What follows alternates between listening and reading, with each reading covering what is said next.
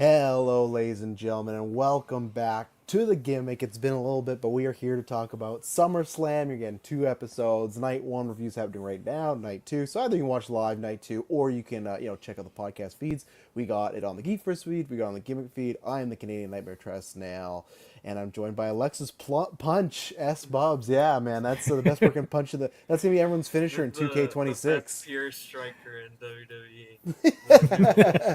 They gotta get her and like Shibata. That's what they gotta do on the Forbidden Door. They gotta get her and Shibata together. But and then I'm joined by Punk's a winner in his eyes. David, how's it going tonight? Oh, it's again. It's I'm living the dream. It's 8:44 local time, and Wow, nice and early. Eastern yes, time a review. pay-per-view is done and over with, and I will go to sleep at a normal time. And even then, I guess it's because there's 2 nights, right? But I'm always so used to SummerSlam being like 4.5. But I guess that is the good thing about the 2 nights. That probably in total will be like 6-7 hours, but one night's an hour and a half or 3.5 hours. And it so. went to nighttime like pretty much for the main event, which was cool. Yeah, I know. Like even with it was funny with Jade's entrance. They tried to turn. They did the Undertaker thing where they try to turn off every single light possible, but it's like no, it's still daytime. But yeah, we're gonna talk about night 1. We'll probably give a quick because we didn't do a predictions cast. We'll do a quick rundown of the predictions for night 2, and probably just quickly talk about the Cena promo because that will go into our predictions and just what we thought about that. But David, what did you think about SummerSlam? Night 1, we get 6 matches. Obviously, the rest of the card's tomorrow. Main event by Punk and Gunther. Show started with the Bloodline tag. But what do you think about the show overall? I think that it was bookended by 2 incredible matches, but I do feel like there was a definite lull in the middle, and I'm hoping that night 2 is a little bit more consistent tonal wise. I think the first 2 matches were good, then we fell off. Crowd definitely fell off, and then we got hot again with the final. You said 2 matches that were booked in. Did you misspeak, or are you saying Jelly Roll match like really? The bookend broad? is one at the end and one at the start. Yes. Okay, right. Okay. For a second when he said that, I was like, No, I think what happened. I think you said book ended. I think you guys are right. It's bookended by 2 matches. So Yeah, it's bookended by 2 great matches. You can even throw one more good match at the front, but after that, the middle of it was just a lull. So you had a hot start with that tag match, an amazing start, and you had a great ending.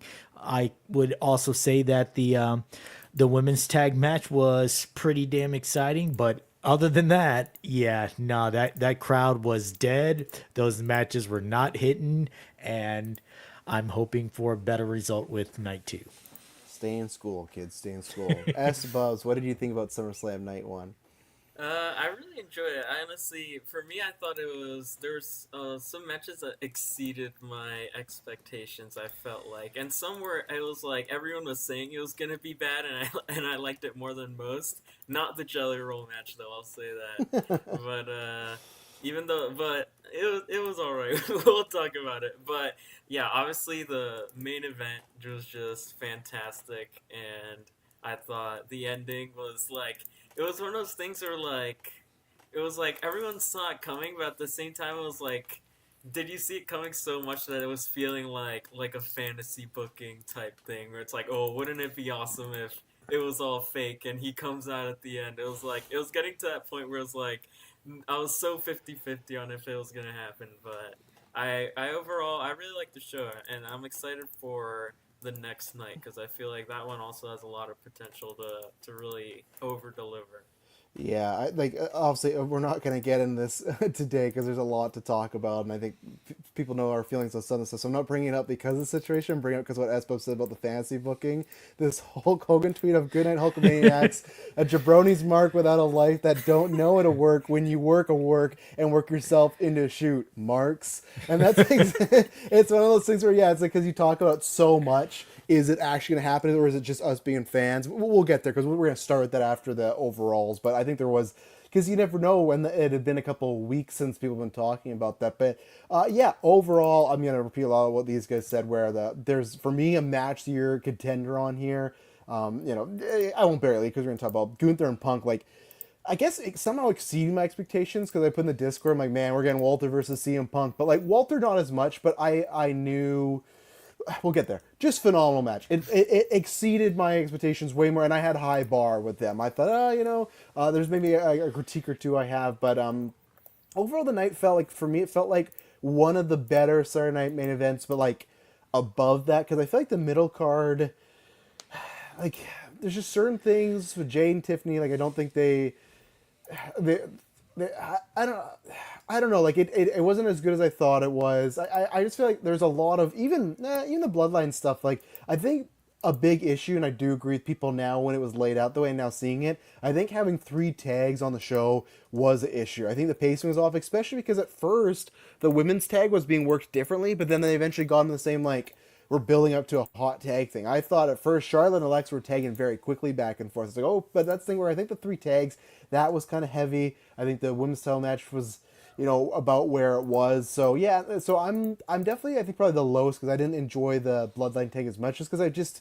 I really wish we got the Roman and Braun one-on-one match, but I don't think anything on here is a fail, which is good. I'm in a tough thing where, other than the main event, nothing's like a 4 out of 5, but then nothing's like an all-timer really bad. So I think it's just kind of like a middling, like, kind of fine. Didn't over-exceed my expectations for the night. Hoping night 2 is much better, but yeah, this just felt like, just, an all-right night. Like, it felt like a...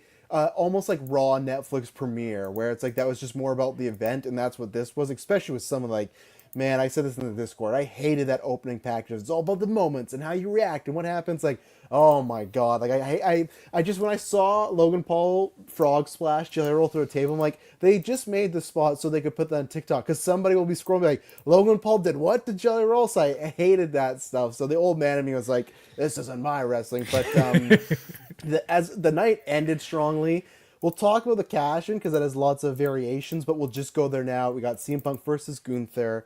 For me, fantastic match. It almost would have been, I'm giving it like a 4.75. It would have been a 5. My only issue was I felt like the ending, they went really quick to Gunther's bleeding, Punk punches him, elbow, GTS, over. Like, what I loved about it is this match, this is a Travis match. This is like New Japan G1 you guys got as long as you want. This remind me, I can't remember the year. Do you want to know like what the exact match time on it was?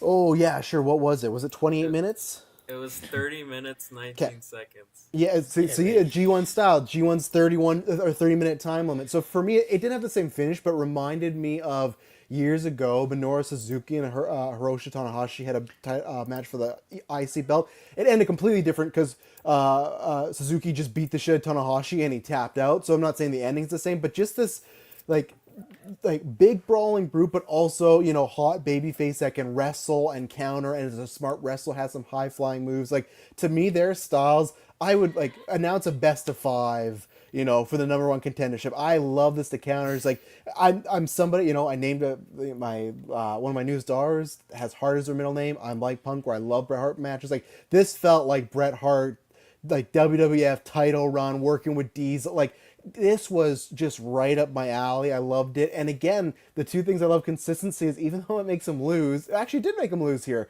Like with Sammy, with Jay, I don't think he was cocky in the match, but the build-up he was cocky.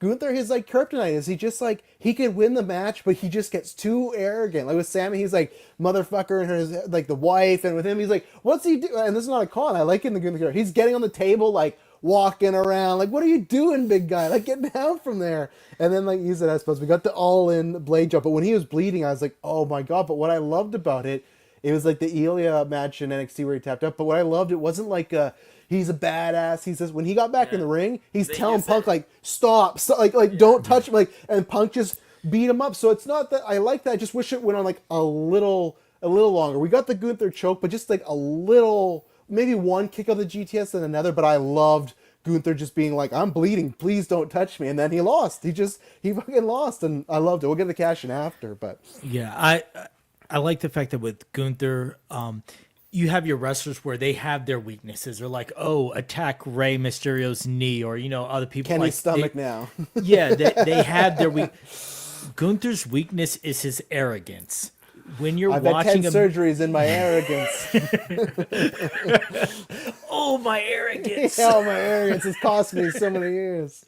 But it's one of those moments of he's still a badass. It's just once he gets a little bit too arrogant, too cocky, then that's when he starts making mistakes. And I think that is a key to keeping Gunther strong, even with losing this match and everything that's going to happen in the fallout of this. Is he doesn't like it was a good hard hitting match. Like my notes at the end of it just literally say, "God damn!" That's just how good of a match this was. I go shy of giving it 5 stars. My initial rating when I wrote it down, I had it at 4.25 or 4.5. And so and I think that that's fair for it. I did know the cash-in was coming, not just because, again, worked myself into a shoot for so long that I've been talking about it, but also because they lingered on the shots of CM Punk for so long, and then they took forever to do the fireworks and everything else. And then, all right, you got the music playing. I'm like, yep, I saw that coming. That they're taking way too long with ending this show, and it's not like you're ending it with him being hoisted up or anything like that. He's just standing in the ring looking at the championship, and you're trying to stall for time. So they at got that me point, with you just the knew. fake out though. Like when Seth walked out on the crutches with the briefcase, and they're like, "Oh, he still has a year to cash in." I was like, "Oh, so it's like." It started sounding like, oh, at any moment it could happen. Yeah, like when you least expect it. So they got me with that, when he first walked out. The only reason I knew it was happening is because CM Punk is not a knock-in, so he's literally working. And I did laugh because I remember you were saying in the Cena match, you were like, well, Seth's wearing clothes, so obviously he's not going to cash in. If he's wearing gear, it'd be more believable. You were like, I knew he wasn't cashing in because he was wearing normal clothes. Now, in retrospect, I guess he can cash in his regular clothes. He just takes off his shirt and all he has to do is when he took off the shirt, I thought for sure he's going to take off the pants and trunks, but I guess it works. He's just doing a normal pants, he's just doing a stomp, right? Because they didn't even have a mini match. For some reason, Punk Ginger threw the world title. It was I think he just slipped. I think his hands were so slipped. I think he meant to try to hit him and miss, but he just but it worked because it looks like a guy who's beat up, right? Yeah. And that's why it's stuff we'll talk about all the time. We'll talk about the Roman dive later, but there's that moment in the Taker Shawn Michaels match in 25 where Undertaker overshoots and the camera guy forgets to catch him. But it worked. Jimmy Snuka's son who missed him. He was part of the. What was that? Oh, they were the Greasers. What were their? There was Domino, Deuce and Domino. Cherry. And Cherry. But yes, he was Domino and he missed him on the catch. And then he never worked again for WWE. He's on the Bloodline family tree. It's on Domino. He actually is. It actually is on there. Wow. It's on there. But the thing is with that, when it happened, it's a botch, but it made the match better, right? It felt more realistic. So the 2 moments for that is when Punk dropped the belt. To me, that worked. It showed oh, he's so tired he can't. And early on, because I know I think you've talked about it a couple times, you think the atomic move drops a stupid move because it's a DQ. But what I liked is clearly there's a moment where a shoot atomic drop. Punk miscued, Punk dropped or Gunther went too fast. But it made the match better because it looked like a legit oh my god. It was like a powerbomb atomic drop. Oh yeah, much. And I was so happy Gunther got up right away because I was play to the crowd for 2 minutes because he just got right up. But the way he got dropped, I was oh my god, his guy's genitals are gonna be on fire. But so yeah, you're right about the clothes. I just knew because this is what happened after AEW that when he did the interviews, he's like, Tony wanted to put the belt on me and I didn't want the belt because he is. And Shawn Michaels, and same thing was 02 when Vince hey, we're putting the strap on you, Shawn. Shawn's like, I don't want that. I don't want to work house shows. I don't want to do all the press tour. And it's funny because Punk's still doing lots of press, but there's just certain things you gotta do unless you're Roman, or Brock. But maybe Punk got that schedule. But I just thought Punk has many times just said that's why a couple weeks ago when he cut that I need the title promo, I'm like, I don't believe a single word you're saying, man. He didn't sell it to me because we know he doesn't want that. So I guess there's always a chance you could drop it on a Raw, Rey Mysterio style, on a Clash in Paris. But I thought no, once he won, that for me was a spoiler of okay. I just didn't see them giving him or the company being hey, Punk, you're gonna run with it. Even though I'm not completely against it. I said in the Discord where this did need some juice because Punk and Seth I think was really losing some steam after Mania. It was odd that they were kind of waiting around for it. They weren't doing the one-on-one match, and now this gives it a little bit more. I wish that. So I don't think it's wrong. I just do wish we live in the world where imagine Seth Rollins cashing on Cody Rhodes and then Punk being the champion on Raw. That's a fascinating. what's next for both these shows? But now we kind of, okay, we're going to get Punk and Seth for like another 3 months. Like, fuck, that could even be the WrestleMania match at this point. You know, we keep asking, what are they going to do at Mania? I know everyone's talking about Sammy. Maybe it is. Maybe it's Sammy and Cody. I don't know. But, like, it's going to be heel Cody after tomorrow. He's going to turn heel. But, like, so that's where, for me, I wish he didn't cash in, but we got this, and you know, hopefully this had some juice. I mean, Becky posted a video of her like fuck off. watching the oh, that was fun. Yeah, you see her caption said, though. Yeah, don't believe everything you see on the internet. They're just working their kid and just having Seth walking on crutches for weeks. This is the other thing for me. I think what happened was, because we all thought this was a because we'll talk. Me and Espos were talking this before you got in the room, David. There, where you know, Dave Meltzer, not David here. He and John Paul got a lot of heat because what happened was the Saturday Night's main event thing happened and Seth's injured, right? And so for like a day, everyone's like, "Fuck, Seth's hurt." But they technically had different stories because I think the one, I forget whose was who, but someone was told before the injury they're gonna do an injury angle. I think that was John Paul that was told that. And then I think it was Dave who was told, but after. So it happened, and someone told him like, "Oh, it's a work." So it was like, well, see, if you got told before and then it happened, it's either like a crazy coincidence or it's true. But if you get told after it's a work, it's like, well, that could just be someone like lying about it. Fuck, I sure hope Fightful didn't report that Seth is hurt, or SRS is gonna go crazy on his fucking Twitter with people being like, "You're a terrible reporter." He's a great reporter. I just like always say, "Calm down, man. Leave Twitter alone." But that's the thing where my only change up for this would have been is they should have, in my opinion, had the tag match with Seth or with Roman J booked against Seth and Braun and done the injury thing like closer to SummerSlam. Because what happened was that came out, and then when Seth's like, "Yeah, I'm just waiting on MRI," everyone's like, that's not how that works. Like it's been 3.5 weeks and you haven't got a diagnosis. Like, so I think that's the only thing I would have changed if they're trying to do the whole work shoot brother. I know they're going to do the whole, people are going to be like, they lied to their talent. That's not up for me to decide. If there's a wrestler back there that feels, hey, like, and Dave and Espos knows about this too, but Dave and I were around WCW. There's a lot of wrestlers that hated Bischoff and Russo doing the whole like working the boys, and they got lots of resentment. And I'm not a wrestler, so if a wrestler is legit mad about that, I get it. If they're not, if they just think that's the business, I get it. But that's the only thing I would have changed, is made it look like Seth was busy at SummerSlam and have that LA Knight like match on a Raw like 2 weeks before, and then it's like, oh, is he? We had too much time to know that he wasn't actually injured. Now, like you said, with Becky even posting that video, we knew, okay, you're not posting a video of him in the crutches, and like we knew it was a work. That's my only critique, is they should have done it closer to SummerSlam. If it was a situation where someone's program got messed up by this injury angle, I could understand the boys being upset, because that's the thing that Russo and them used to do. They would mess around with someone's angle, or they would pull them at the last minute. If Punk and Gunther have known since this fake injury happened that this was the result, this is what we're leading to, then it affects no one but them, then I'm okay with it. Because it's been a fun ride as a fan, speculating, is he, isn't he? Then yes, like I'm currently going through an injury right now. I'm not wearing my brace just because we're live, but like I have a tear in my shoulder that's going to need surgery. Like, so I'm sitting here thinking about myself like, oh, nope.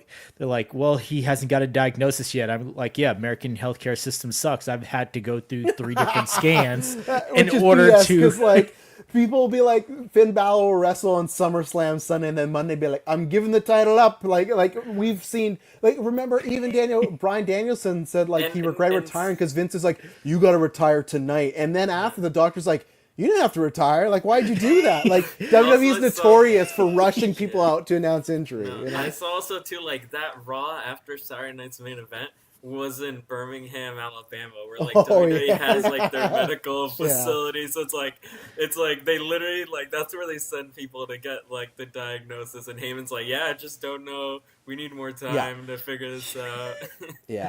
So I'm like, that they probably had to go and get the x-ray that they knew they didn't need, because that's the only way that they would approve the MRI. I'm sitting here going through the whole medical, like, it could. And then the other half of me is like, nah, man, he's working us. He's going to throw those crutches away. He's done like the live one. That was like the second match on Raw. And like by the end of the show, they had like the full diagnosis and how long 100%. She's out for 4 or 6 months, maybe, you know, like that's the thing. But and that's where it'll be interesting to follow because even SRS is reporting that they even worked producers and medics when the angle started. So like these fucking poor medics doing their job.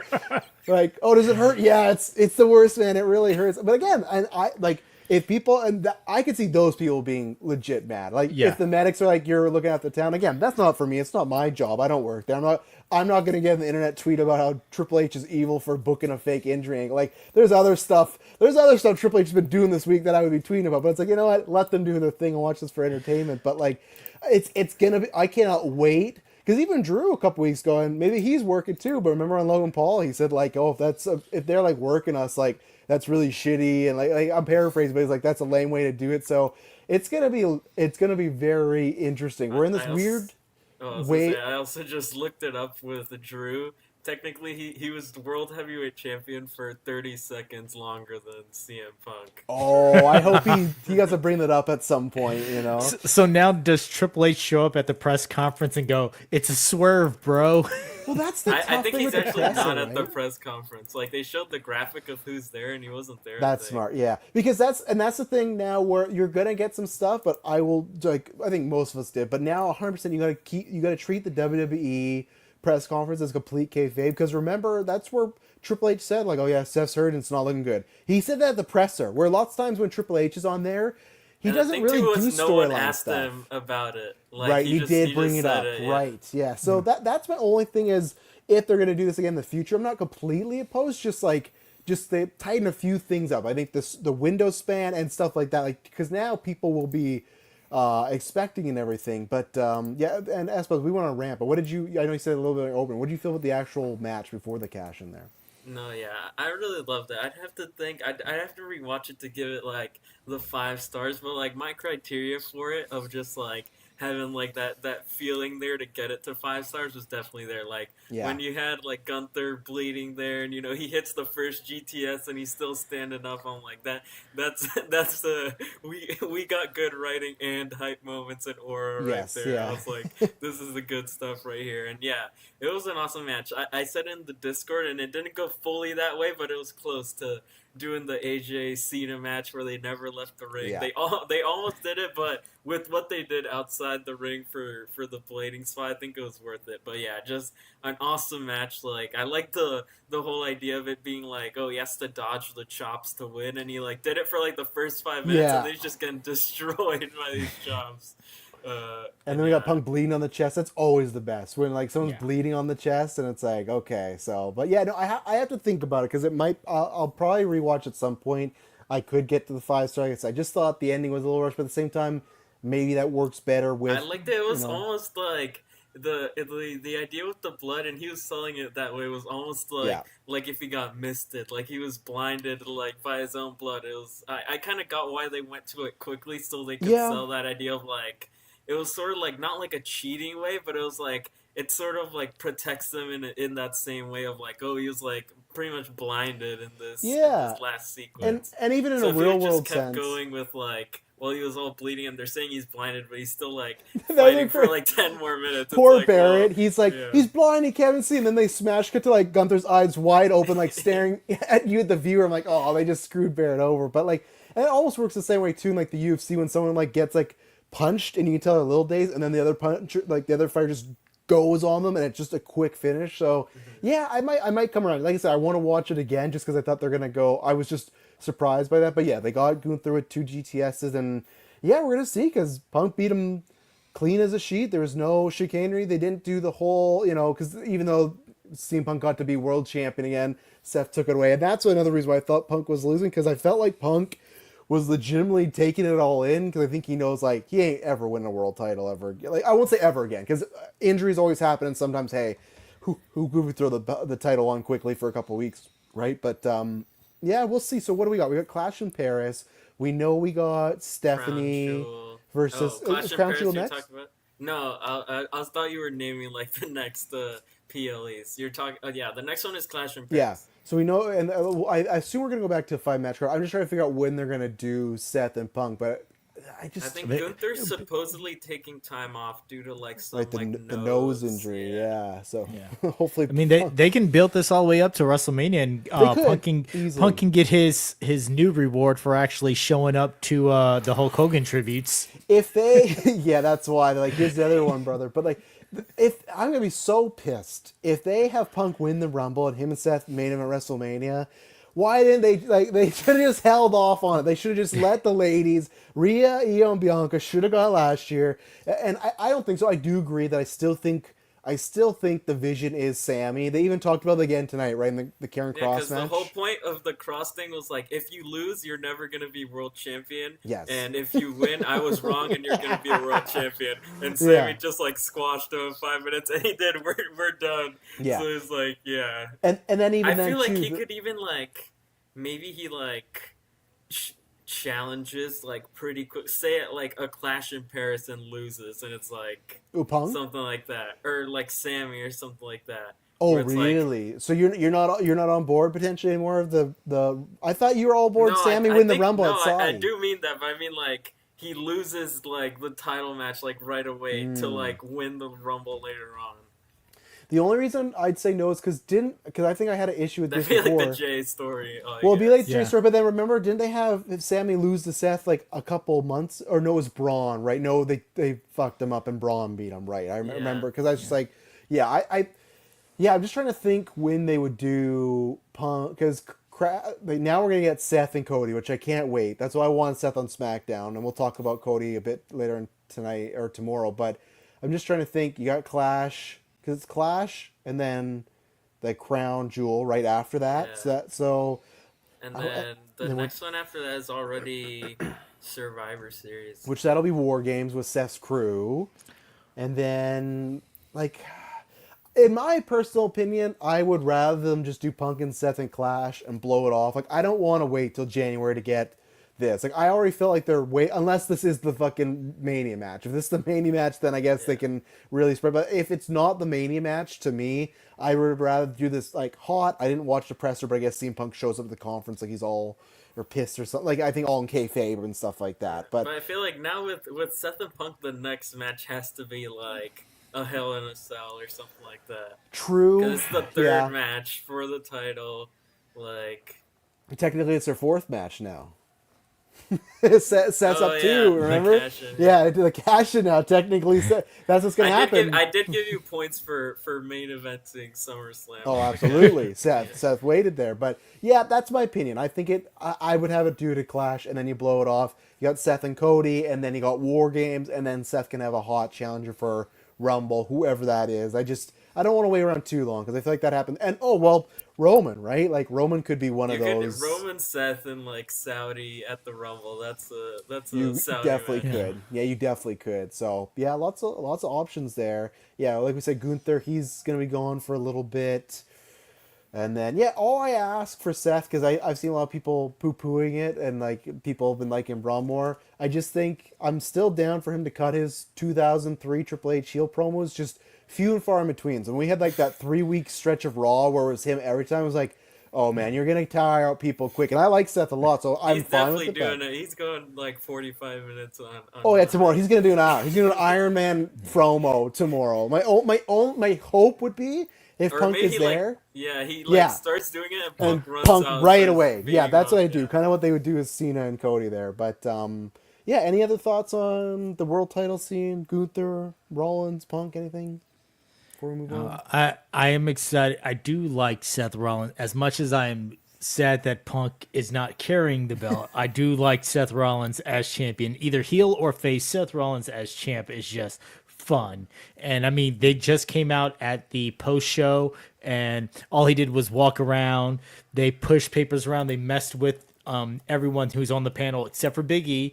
Paul Heyman gave a little acknowledgement to Big E and was like, yeah, no, we can mess with the ties and throw the papers at everyone else. Paul Rosenberg's getting stuff thrown at him. Joe Tessitore, everything else. It's like, we're going to leave Big E alone.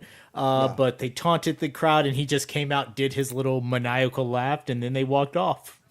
So I do think that Monday is going to be the big fun promo from him, and I'm excited to see what he says.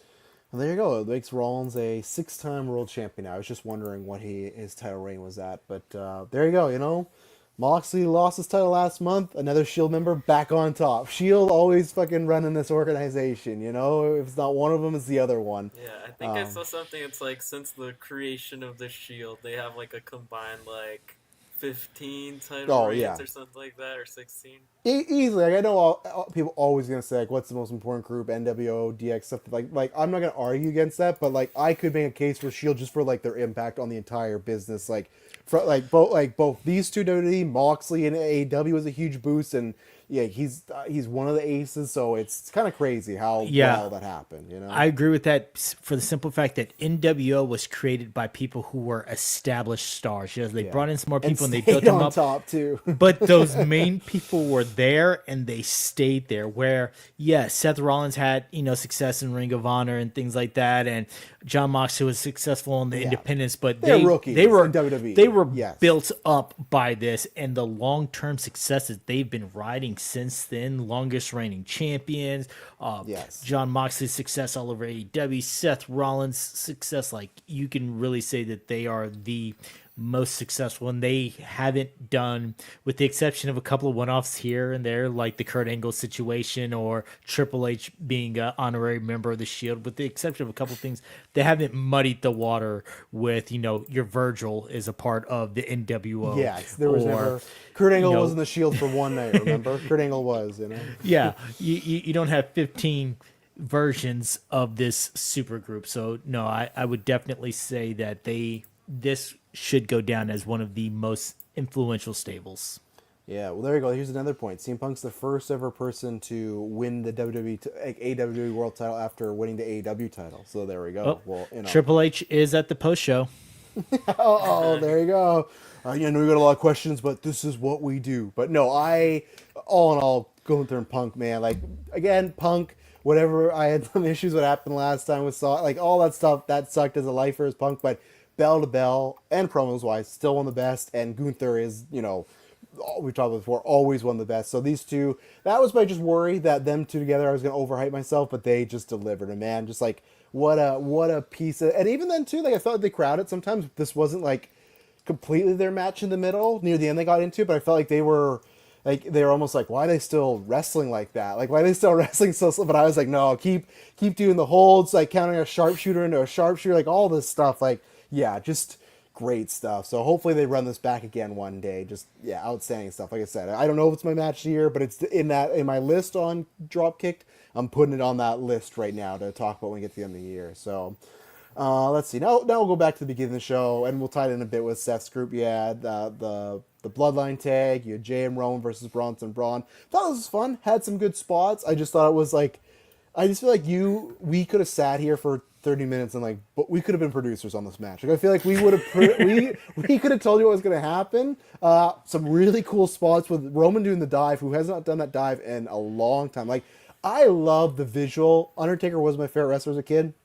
Of like a 6-foot dude jumping over the top rope is such a cool visual. So I love when Roman did it. I love when Undertaker did it, but Roman hasn't done it in a while. And then Bronson almost fucking ate shit too. But so I thought this was fun. But for me, it's like a fun 3.25. Like, this is for the hype. This is to get the crowd going. People like Roman now. Roman's gonna do Street Fighter and be gone to the fucking Rumble. But I thought this was like a obviously good way to open the show because people like these characters, Yeah, it was a fun match. I do think that Jay's entrance took too long again. And that's all he's got, man.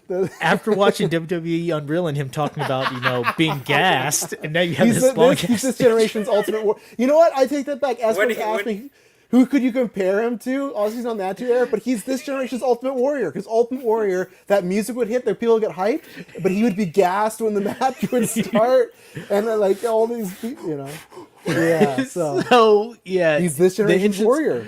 The entrance took too long, and then he doubled it. And while Roman's just like, all right, man, whatever. Like I said, lots of dives, lots of high risk action. I put in the Discord that I don't want to be the producer who had to explain this. Like, these are the beats that we're doing. Look out for this. And Bruce Pritchard's just probably like, you could have cut this. You could have cut that. And then again, like I put in the Discord, like my note saying Roman taking the spear only for Jay to give a shittier spear. Oh, like and He he's in did a like match the with shoulder Roman. tackle spear. Yeah, he's in a match with Roman and Braun. He's throwing out spears. I just have to, because I've never seen this video before. Espos tweeted out the Seth Riders video. I've never seen this edit of Seth with the Death Riders music. I've never seen this. Oh my god, that's good. And get ready, you're gonna have your 8 months, all the slow motion on Roman's neck. Oh my god, that's good stuff. Yeah, go look at that first tweet. But yeah, get ready. Seth's keeping this at like till Mania the minimum, you know. So yeah.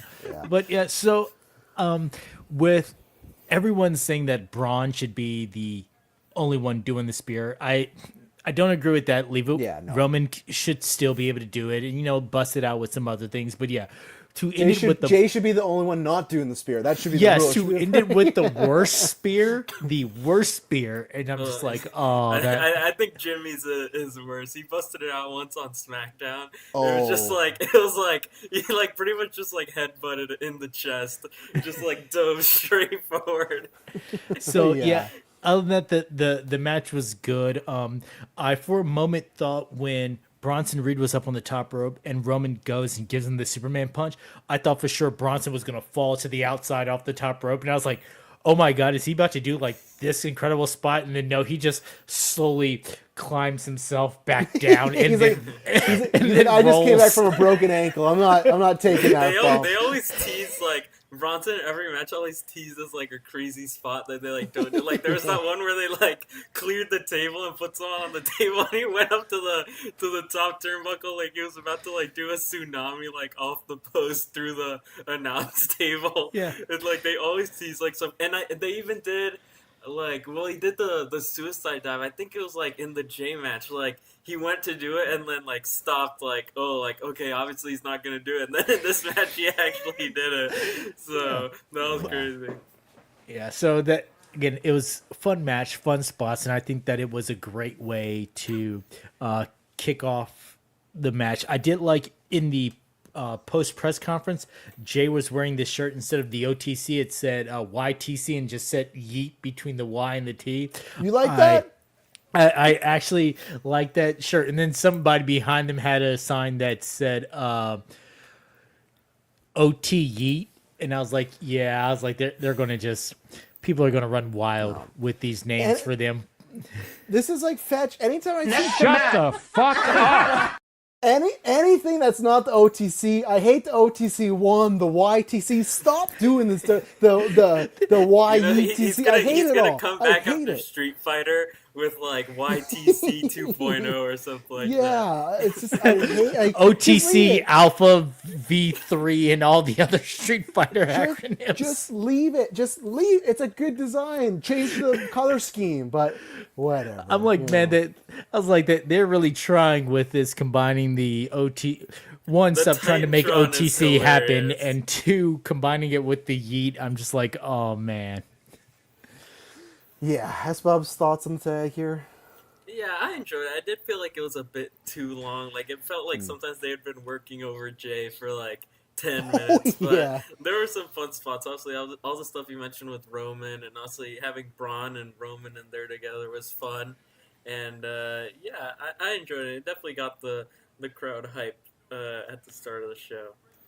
And there was also, I don't know if you saw that there was like the Braun Breaker thing where he was like limping to the back or something, and then I noticed also like, well, you can see here he has like the tape, knee yeah. pad down and like tape and stuff. So I wonder what's going on there. But Well, he'll get a diagnosis in about 3 weeks. We won't find out. No, luckily that he's back out there. I took that as like maybe he's just not going to work a couple weeks, maybe like if it's something a stinger and stuff. So that's what I thought. Yeah, maybe just like hit his knee too hard on the table or something. Yeah, because like I like Bronson a lot too, but like this is to make Braun an even bigger star, and even not even before Seth was gone. Like I talked a little bit. Felt like Braun is already, which I think someone's on purpose, getting that kind of Batista vibe of like oh, I want to see what he does and how he spears somebody. Again, as I said, Braun Breaker, the moment maker, right? Like, he comes there and just does something. So, and again, this match he delivered. I like that he got speared through the guardrail this time, a little payback. And yeah, I'll be curious to see, like, in Roman's storyline, like, do they actually find a reason to write him off, or does he just disappear? Because you would feel like Roman in kayfabe would be like, I just took out those two boys, now I'm going to go after Seth, right? Like, and we haven't got that moment of Roman getting his hands on Paul. Like, Paul has to take a ooh-ah and then spear, right? So, you know, I would think that would be, so I wouldn't mind if, like... They did it on the Raw after Mania. But he got stopped, though, I thought. I thought he was He hit the Superman punch. Yeah, it's got to be the spear, though. No, yeah. Remember, it's like what I said with Rhea and Dawn when she hit the, you know, whatever, the riptide? Like, she touched on him a couple times, but the riptide was the big pop. That's what has to happen. And, yeah, I would like it if he came out on Raw.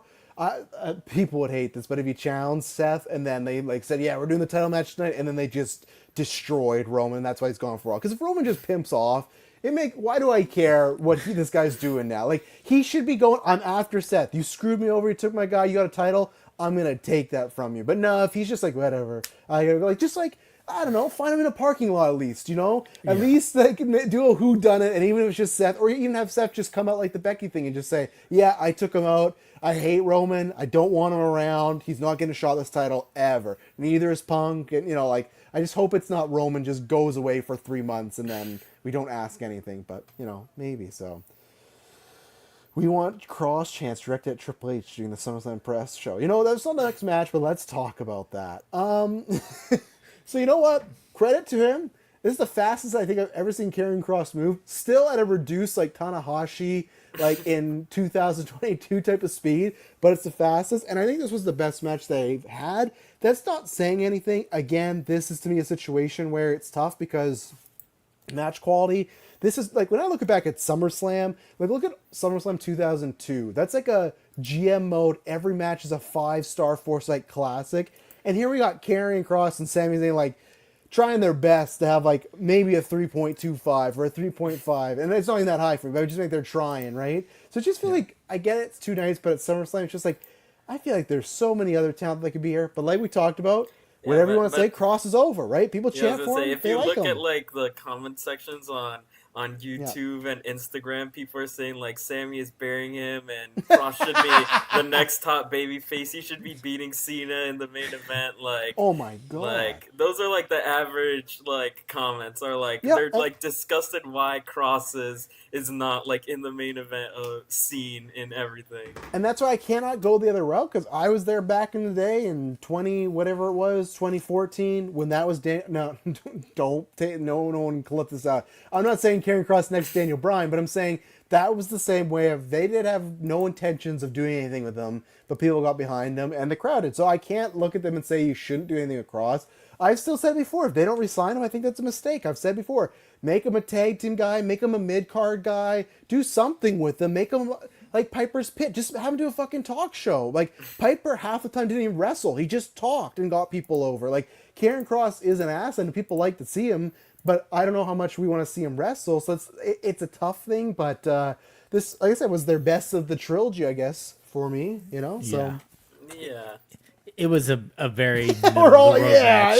like, regretted moans. My thing with these matches is, like, they've all had, like, literally the exact same layout until then they just get, like, slightly longer each time. Like, they all, like, they literally have, if you watch the start of all 3 of these matches, the first 5 minutes of them, like, if you put them side by side, I think they would literally be exactly the same. Like, they do, like, a couple moves. He says, like, oh, say it, Sammy, say it. Sammy throws him to the outside. He does, like, the Asai moonsault. They, like, go to the outside, throws it back in. Scarlett looks for the pipe, and, like, the first time didn't give it to him. The second time did. This time gave it, and it didn't work. Like, it's literally, the start of these matches and, like, the overall layout of them have all been literally exactly the same.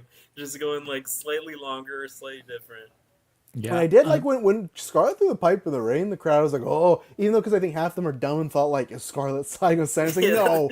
Yeah, that's what I thought the crowd was thinking. The crowd definitely thought, they're like, no, it's a story beat, which I like, of like, hey, hit him, prove you're a bad guy, right? But like, the crowd was like, oh my god, Sam's gonna have this new sexy manager. It's like, no, calm down, like watch some wrestling, you know. That was really the only time that the crowd really got interested in this match. And I even have in my notes, I go, the biggest hit in this entire match was the low blow comment that Cole hit on Wade Barrett about never being champion. Like that, that was the biggest moment of this match. And I'm like, the crowd they were dead. It was a paint by numbers match. It seemed like it was going to have a very predictable ending. I felt Sammy was going over, and yeah, the crowd's chanting for Karrion Kross. I don't feel like this is one of those situations of a Daniel Bryan or even a Zack Ryder where someone got over organically, and so they are just punishing them. But I do think that they are missing some sort of opportunity. To your point, yeah, have him just do backstage segments, have him be the guy who jumps somebody but never gets his comeuppance, and then he wrestles once every month or every other month and has that big match and things like that. I mean, he can go. He did it in NXT, but what they're doing with him right now, just it's weird. And nothing with this. It's just okay. We're pulling this dead dog along. Let's just call it a day. They couldn't do right now because I think they're happy with Aldous and Pierce. But you know what? He'd be like a perfect general manager because he could be a heel general manager, and then whenever you need a blow off, he could wrestle the talent. You know, like they had Eric Bischoff wrestling all the time, and he couldn't fucking wrestle. Karrion Kross can wrestle better than Bischoff, so it's like Kross could be like a perfect authority figure type of character in that sort of way, like especially heel, bayface, whatever. But you know, and again, he can't like. I get it. He's over. That man cannot go to AEW. That man, like that, like he is not built. Those John Moxley, Karrion Kross scraps in the main event. I've seen. They're actually. Like, have you seen the I've story seen that like Moxley got into the WWE? So you know they do having 30-minute blood sport matches in the main event of Dynamite. Because the thing is, whatever people feel about AEW and the creative, I would say 90% that wrestler, 90% that roster. Maybe I'll say 85 because I can't account for everybody. ROH. I would actually take out ROH. Just AEW. People wrestle on AEW. I'll say 90% of those people in their sleep can give you like a 4-star. If they give them the time and the right opponent, they can give you a 4-star. Kross, I don't think can do that unless you put him with Kenny by God Omega. Like that's the meme of you saying like, oh, it worked in NXT, but the meme people say it's like they had to put him with the NXT Avengers to get a match. Adam like, Cole. The Karrion Kross fans always post like, oh, this is his best match. It's a 5-way with him, and the others are Gargano, Adam Cole, Pete Dunne, and Kyle O'Reilly. Yeah, and that's like, what I mean. this is a nice 3.5 from Karrion Kross right here. Yeah, like honestly, if they don't re-sign him, to me, I think that is it is weird for some, like again, they want people to get over and he's getting over, so to me it is weird. We'll find out. I think he is re-signed. To me, I don't think there's any way he's beating Sami Zayn and getting a SummerSlam match if they're like, nah, I think we just discussed the whole thing where they were trying to make us think Seth was actually injured.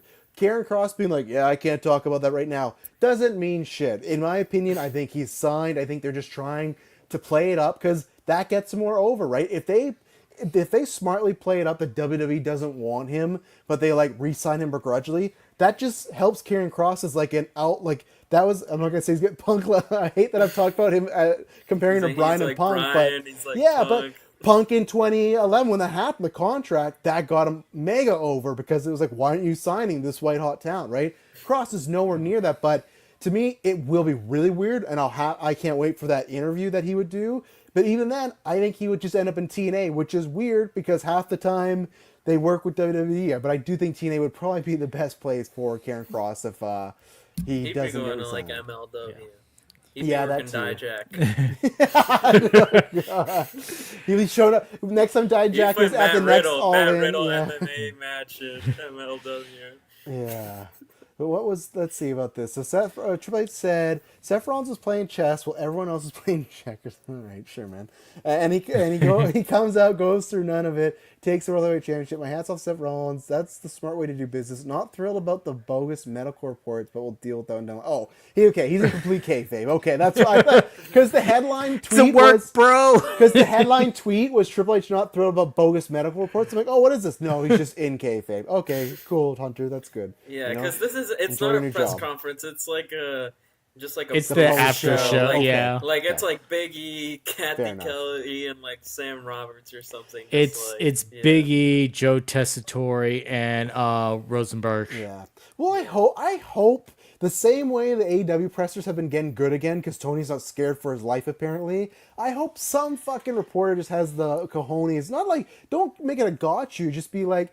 Because they break kayfabe all the time. Literally, when John Cena turned heel, they're like, "Yeah, we called him up on Sunday, made this." But like, just asking, like, "Hey, what, like, why did you decide to do it this way? And did you worry about making, any bad guys with the talent, right?" That's all I would ask, Especially with this documentary just releasing, like you've already blown kayfabe out the Yeah. water. So now for you to come back with this bogus medical, like, dude, we all have just seen on Netflix the inner workings. Like, just roll into it. Like, yeah, we had this plan. We're gonna see how many people we could go over with this and make it work and keep everyone guessing on the is he or isn't he, and here. That's how we arrived here. Cool. That makes sense. You wanted to keep the people guessing. You wanted to give us intrigue. I yeah, buy and you can that. literally just say because like I know Triple H all the time hates to be like, oh, like people bring this all the time. The Alexa Bliss thing, right? The reports were, hey, the deal came together like the night before, and then when she came to the Rumble, Corey Graves was like, oh, dirt sheets, you were all wrong. And then when Alexa Bliss got interviewed, she was like, yeah, like what the dirt sheet said, like that's how it went down. So like I know Triple H, like I think he sometimes really hates when the dirt sheets gets right, but just say, hey, people leak shit all the time. That's why we had to. That's what you should say. We wouldn't have to work our town if someone's not talking to Dave or Sean because we know people talk to Dave or Sean. So that's all you got to say is we want to keep it a secret. If people don't talk as much, I could do that, but I can't. So that's why we did it. So blame your other town. Don't blame me. That's what I would say. And guess what? They're not going to say anything because they're going to paid hundreds of $1,000s by the guy. They're just like, well, that sucks, and then they'll go back to work. But we'll see what the presser happens tomorrow. And then go back in the actual order. We had the women's tag team match. Thought this was tons of fun. I was right about the Seth thing. Completely wrong about this. I thought for sure Roxanne I and was Raquel. telling you, like, Liv is not coming. Like, that's a real injury. Yeah, well, I thought no. Here's the thing. I did think she was injured. I just still thought they would keep the title just to do up that tension of when she got back. But then I guess she's gone for a long, long time. They just feel like they have no idea what their plans are going to be at that point, which is not a bad thing. She got injured. I get it. But the match itself was good, and they've caught fire. It's not the same heat, but it feels very similar to Dale understands like the Team Hell No, like Daniel Bryan, Kane. I was listening to I think it was one of like a Nikki Bella interview, and she was saying like she told Charlotte and Alexa that it reminded them of Team Hell No, and they're like, yeah, that's what we're doing pretty much. Perfect. And there's nothing like Team Hell No. That's one of the reasons why Daniel Bryan became a world champion because that act got so over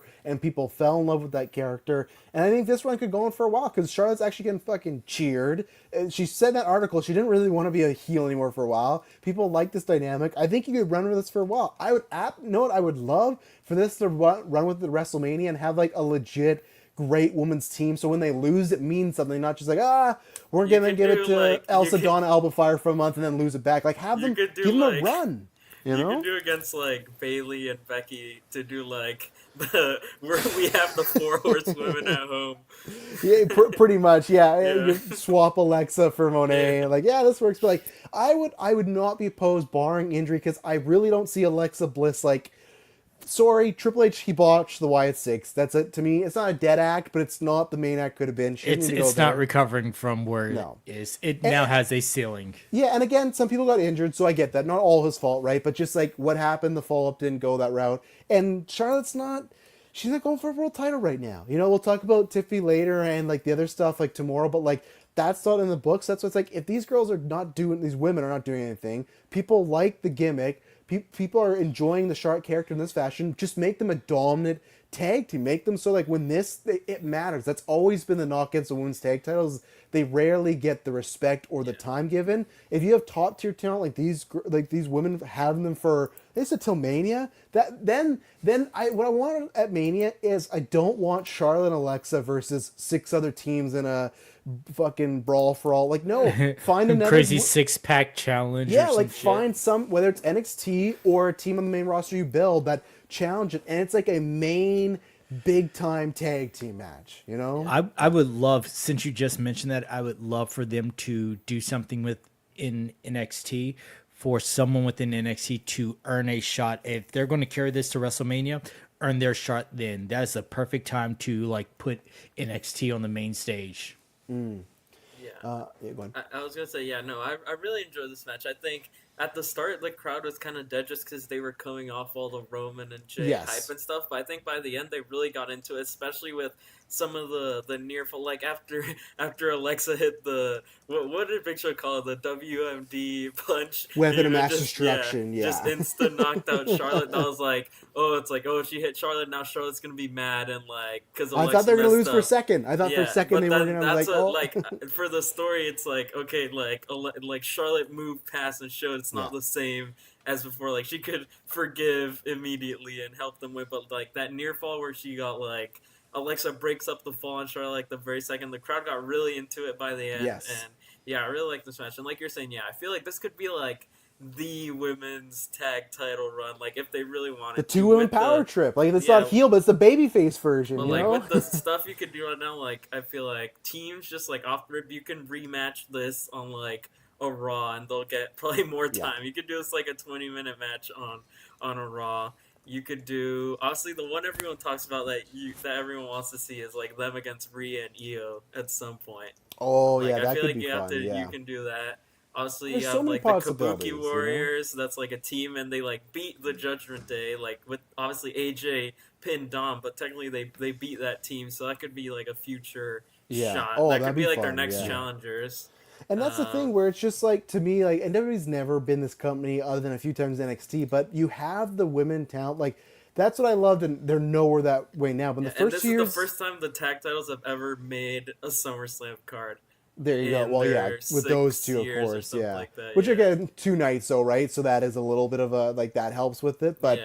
that's the thing. Like in the first 2 years of AEW, the tag titles could main event a pay-per-view, and you wouldn't blink an eye. They were that important, right? And I'm not saying WWE has to get to that state, but I'd like it like they could main event like a B tier pay-per-view because you have the women's talent Like that, to... like what I'd say, like my theory of Rhea will main event anything in Australia. Like Yeah, you could could do that, Rhea yes. and Io against Alexa and Charlotte as like the main event of Crown Jewel, and Yes. like that could be the main event over a Cody versus Seth match. Even though that's going on last for sure, brother. I'm telling you, they're going on Yeah. last for sure. They're not letting the tag team, but like They're working.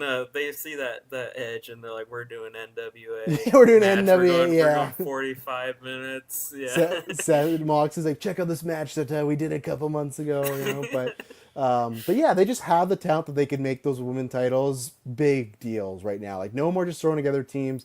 Don't be fucking wasting time with Natalia and Maxine Dupree. Like, just let Natalia be her fucking natty gimmick and move on, you know. But But yeah, with the NXT team as well, I feel like all the recent women's tag team champions have defended on NXT at least once in their reign. Like Bianca and Jay did it, or Bianca and Jay did, but they had a match. It wasn't for the titles, I think, but they had a match. Bianca and Naomi had it. The Unholy Union had it. So I feel like at some point they're definitely gonna do an NXT match, and those are usually like on like an NXT like TV special. Like that's like the main event. They've done it a few times. give so. it to fucking Zarya and Soul. That's what I want. Yeah, Make that could them be, first. that could definitely happen, yes. especially since they were in the Evolution match. That could main event a fucking NXT show. Like that's what I mean. Like that should main event an NXT show. No, like the titles are as big as you book them, you know. And that's where it's like Charlotte is the rumor is she's getting paid tons of money, so it's like make her a main event. And people, again, we talked about the Rumble last year. Bliss is always getting these fucking pops. People love her, so it's like you have these are the perfect two people to like breathe some life in there. So we'll see. But yeah, no, thought the match was a good match too, and I'm sure they'll, like you said, on Raw run this back, and that's completely fine with me. Even if they use like a gimmick for it, like whatever. Cool, we'll see what happens, and see what happens with Liv when she comes back. I guess just kind of play up like you lost my tag title. We'll go that route and see what happens. I think the Judgment Day is just like in like idle mode until she gets back, unfortunately. And I mean, there's like some like very slight rumors of maybe something with Liv, like with like this Dom and AJ thing. There's like this one person who has been like teasing. It's like, oh, something with Liv's coming, but it's like I don't really believe it. But if who she's knows? back, I have no idea why they made them lose the titles then tonight. That would be very odd to me. But yeah, I don't know. They got a lot to... Same thing with Dom, right? He was getting over as a face, and they kind of like cooled him down for a little bit. So We'll have to see. But let's see. Triple H says you ain't seen nothing yet. Wait till tomorrow. Well, there If you smell. we'll get there. We'll get there when we talk about Cody promo and Cena promo. If I hear Fiend start playing, I'm turning the TV off. What I would love is like I saw someone like fantasy book this, like I forget what sort of some other thing, like do like a Fiend fake out, like just play the music and like he doesn't come out, but like just to troll people. No, they probably have to pay too much money for that at this point. They're not trying to give Travis Scott money like that. Yeah. Okay, so we talk about. Do we only have the women's title in the Jelly Roll match? The Tiffy versus Jade, and then Logan Paul versus Jelly Roll was after that. Okay, we'll talk about Jelly Roll. I don't have much to say here. To me, what I said is at one moment they did some high spots, but they worked a very like raw guest host. Like when they had Jelly Roll like get fired up by Randy Orton, and he walks to Drew, and he's like, "Oh shit!" Like I was like, "Oh," that's where it's like I checked out. Then like, and I didn't think I liked the match, but. Hey, good for Jelly Roll. Lost weight. I don't know. I just I think it's tough now because we get celebrities in wrestling, but now we're at a situation where you get like people like Bad Bunny and Logan Paul where they go out and like, and even Stephen Amell did in AEW where they're like getting in shape and they're all muscular and they look like, oh, okay, at least they can be comparable with Jelly Roll. It's like he's never worked a match. He's like he doesn't look like a big physical guy. Like it just he limped out on the post show. Like you could tell my man is hurting, and like, you could tell he was bracing for that. Oh, he braced the minute he got put up on the table. It did look great like, though. nope. With like, I like that these tables, like the super reinforced tables, have like some wood like on the side, so like when they break, they just like explode everywhere. And for me, it's just like. When you do this, you usually put him up against like The Miz, where it's like, yeah, The Miz always looks weak, But when he like walked with the Drew, I'm like I know it's a fake. I don't think Drew pretty much the only move I think he like took or sold from Jelly Roll was like the black hole. Oh yeah, no, I agree. I'm not saying I just like I walk up and just like I'm already checked out because like I can't like. There's no way that, like this is like I know we're already in a fake world, but there's just some like suspension of disbelief. But crowd liked enough. And I'm sure they're happy with all the TikTok videos they made. So that's all I'd say. And I'll say the right people went over. There you go. Once, I'm happy Logan Paul won. And I predicted Randy and Jelly Roll, but by the time the show was on, it's like, actually, yeah, the heels probably win here. You did change it. Yeah, you said in the Discord. Yeah, so, yeah. Yeah. David, anything to tag? Nothing else with that. Again, my notes are as follows. This is actually a match in 2025. Yeah. I get the star power, but Jelly Roll looks way too sluggish. Logan Paul hits his signature punch, but he hits it to the gut instead of the face. You can see Jelly Roll brace for the splash. And I go, Logan Paul beats Jelly Roll. Again, a sentence I'm saying in 2025 while watching wrestling. Well, saying that and just even though like he got cashed in, even just saying like Triple H booked CM Punk to win a world title is a fucking fascinating sentence. You would tell me 10 years ago, it's like not a chance. But oh yeah, and then finally we got Tiffany versus Jade, which is funny. It felt like in the Discord and our predictions, all of us were a bit torn on. I said I was feeling. I had the same feeling when she was facing Charlotte at Mania. I was like, she's just gonna win. I just keep it. I know it's gonna happen the next time I predict Tiffany to win. She's gonna lose because I thought again. I saw a post that was like it was quotes. It's like, oh, she's tapping out at Mania. Oh, she's losing to Nia Jax. Oh, she's taking a Jade. And it was just like okay. I never once thought she. If anyone thought she's losing to Nia Jax, you need to reevaluate. That's like the people that thought Scarlett was dropping the pipe for Sammy to join them. Like I never like Nia Jax was lucky to get that there. I mean, but the real test is if she like beats Bianca clean. Yeah, that's the real test. I did see a funny post that had a picture of Triple H when doing the other thing that he's been doing this weekend, and underneath it said, when Triple H saw Jade come out in the Jamaica attire, his response to her was plans changed. You're losing clean. Yeah, which I liked. I liked the gear a lot, but I thought Jade was going to win because again, here's my point though was Meltzer reported this a while back, and the Unreal documentary confirmed it. The original plan last year before Jade got injured was for Jade to win the title. She was, and who knows in the Tiffany thing, but because remember the match was supposed to be Jade, Nia, and apparently the plan was for her to go over, which I can't have fucking. So that's why I thought it was kind of like they just want to get there. They've been obsessed with it, and it is. It's this an interest. told me that Jade wasn't winning because they had no live, and I think it showed me that they don't trust Jade because they didn't have any live promos. The only interactions they had, I think, were backstage, and if they were in the Well, ring, they they had a didn't couple talk to each other. run-ins. It was like Yeah, run-ins, like they saved and the each other. only Yeah. match to like heat up Jade was like she just like squashed Chelsea in Yeah. just like a 2 minutes match that or like she something. pretty much just Yeah. like hit her finish and like no other moves pretty much. So this Yeah. just told me like and this match was like they pretty much used the thing they did for Trish Stratus, was what's a good match which I really liked, but it's like we can't have this go more than like 10 minutes. It's like just Yeah, have it which is explosive, do their yeah. moves, and get it over. And I did like this match. I did think it was really good, but that showed me like they don't like. I think they were trying with Jade, and they had her in Queen of the Ring, and each match people were like, "This wasn't very I don't good. Why know. did she win?" Yeah. And I Yeah. think at some point this year they realized like Jade is not what they originally wanted her to be. Well, and I joked about it in the Discord, but it felt like if people go watch, we're not going to talk about it in depth here, but the Unreal doc, and who knows, like again, some that they even say like some that's planned shoot stuff like that. But even then, they have these meetings, right? And they're like, oh, we're just worried, like is Jay getting blown up, or is he the right guy? And midway, there you see this conversation where like, hey, if it doesn't improve, we're gonna have to go the other way, which means Gunther winning. And I feel like I'm using that as an example of like I bet that was probably the real life situation here, where it's like if Jade can deliver, I think Tiffany's taking the 1, 2, 3. But now it's like, and we've talked about this before, where I'm not saying it's like the crossing, like don't get rid of Jade, like use her. The Bianca tag team was a great idea, but like obviously they can't just keep throwing her tags. I agree, David, that maybe now just do a mid card, something like that. But there was multiple times through the build up, and I mean the build up with King of the Ring, and even this match where like what's supposed to be the huge intense spot of you hit your finish and Tiffany gets on the ropes with like 2.9. Jade fucked that up by she leaned back and did her I stupid. think she's botched the Jaded in every single match she's won in like the last 5 matches. And I Like she feel like has it's a the nerves shoulders thing. up, or Yeah. rolls them the wrong way, or just like does it weird. Like the Asuka one, it was like she just like pinned her weird. It's Yes. like yeah. And to me, I think it's just like a nerves thing. It's like, oh, I gotta get this right. And it's like, fuck, I didn't get it right. Like, again, I'm not saying never, but I'm saying that she's not ready for this spot. And I think they all decide that. And now I'm just very curious, like you said with Bianca, I'm just very curious what's next for I mean, Tiffany. I feel like you know? Bianca could just win.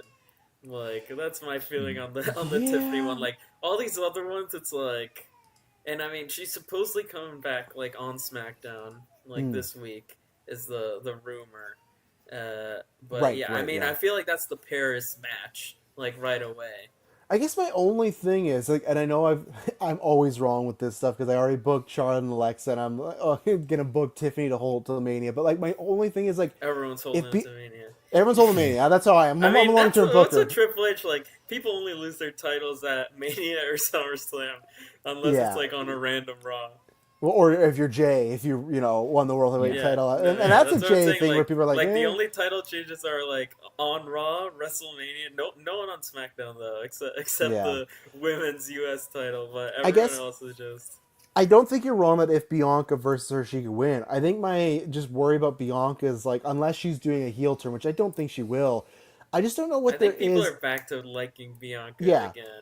I just don't know now that which I will see as a mistake or not. Naomi's over on Raw, and you could do Bianca versus Jade like heel, but after that, like I don't know what much there is for Bianca to do. So that's why my pitch was hold off for Tiffany Bianca till Mania, because I also think that's a big time WrestleMania. Because I'm going with the rumors that I do think they're gonna do Rhea and Stephanie at Mania. I think they're gonna do I mean, that fucking. I think now people you have changed to like they do Rhea and Io like the That could definitive happen match too, at Mania. yeah. It could, maybe.